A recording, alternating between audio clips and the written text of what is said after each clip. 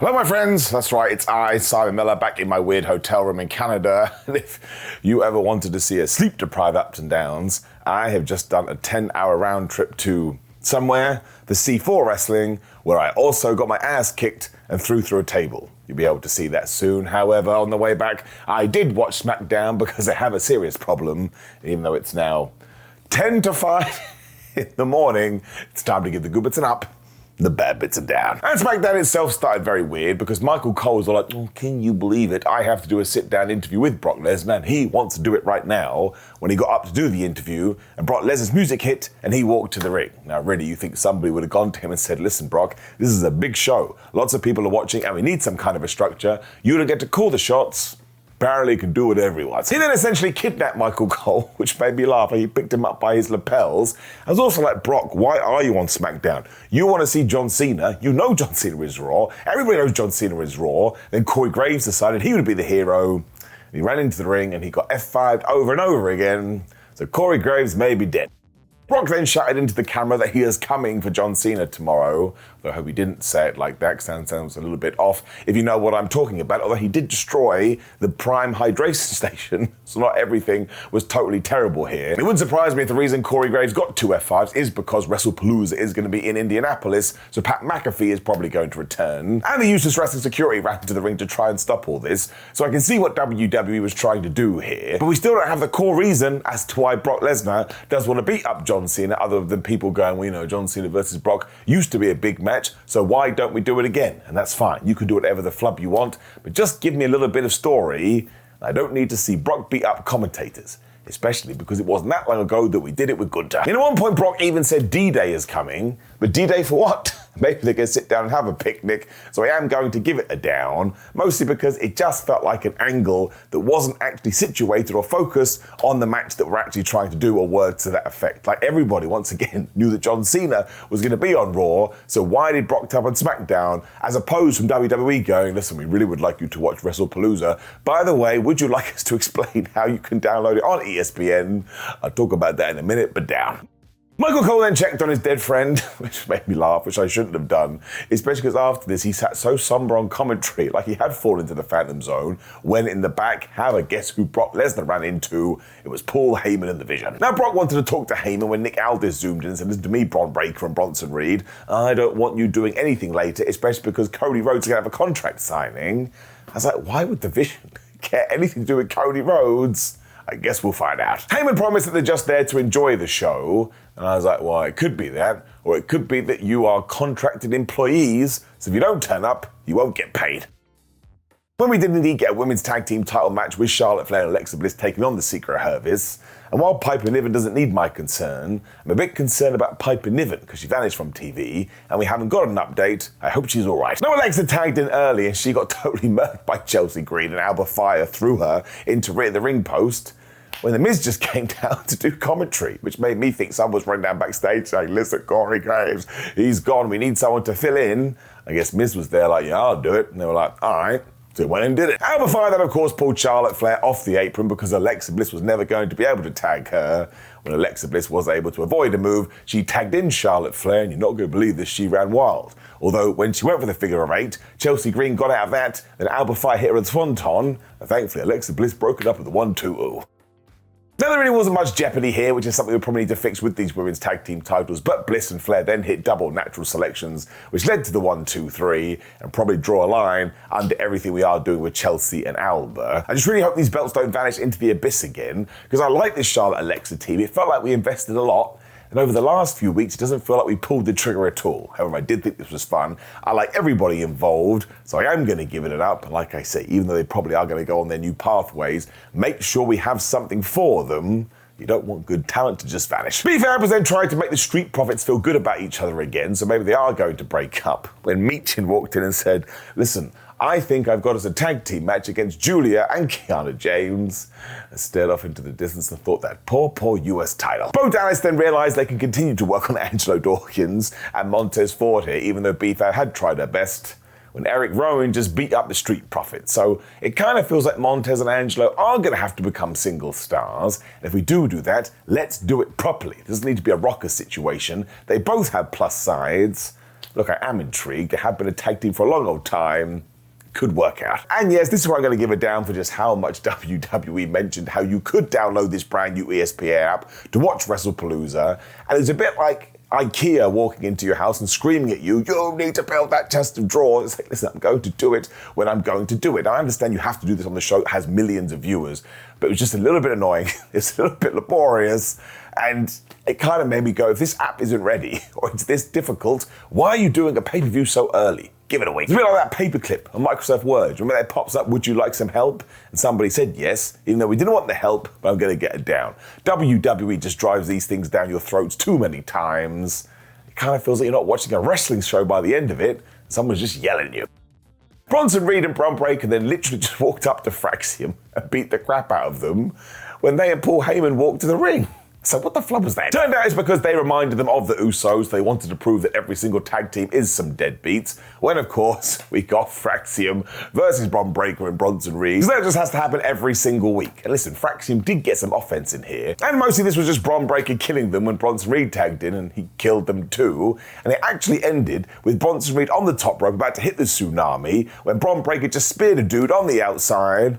And yeah, Bronson Reed hit the move, and it was the 1, 2, 3. It's a bit like, I thought the tsunami meant people have to go away for ages now. So are we about to write Fraxiom off TV? Now listen, Fraxiom also did around 42,799 dives. They put that on the dive counter. But this was a weird use of Fraxiom, who have now been squashed unless Bron Breakker and Bronson Reed are about to go for the tag team titles, which they should do on Raw. That poor Raw tag team title scene is totally in the mud. This may be for the best, and also it ties into their Usos match. And the Usos appeared on the big screen afterwards. They were like, we're not actually there right now because we're in Indianapolis already for the pay-per-view.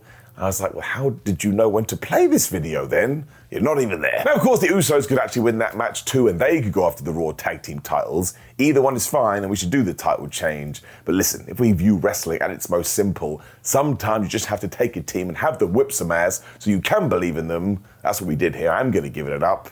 But yeah, weird use of Fraxiom. We wait and see.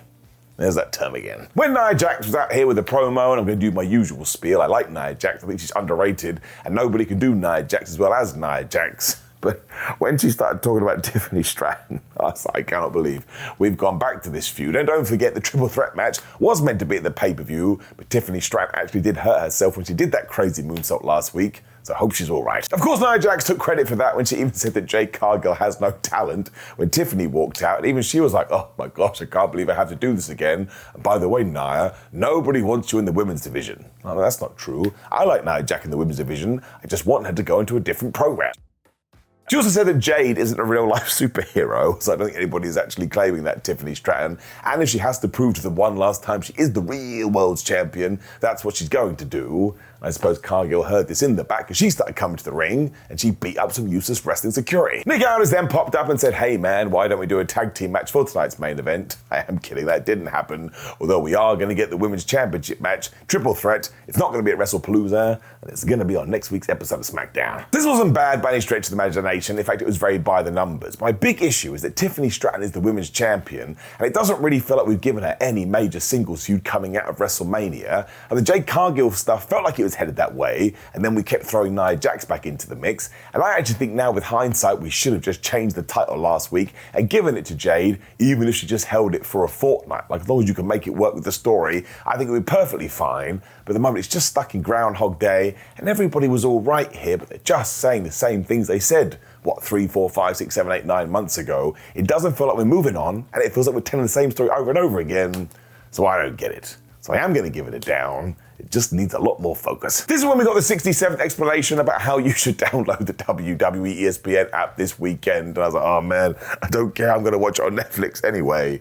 When it was indeed Carmelo Hayes versus Sami Zayn in the United States Open Challenge. And hell froze over, my friend. Look out the window right now and you'll probably see a pig flying.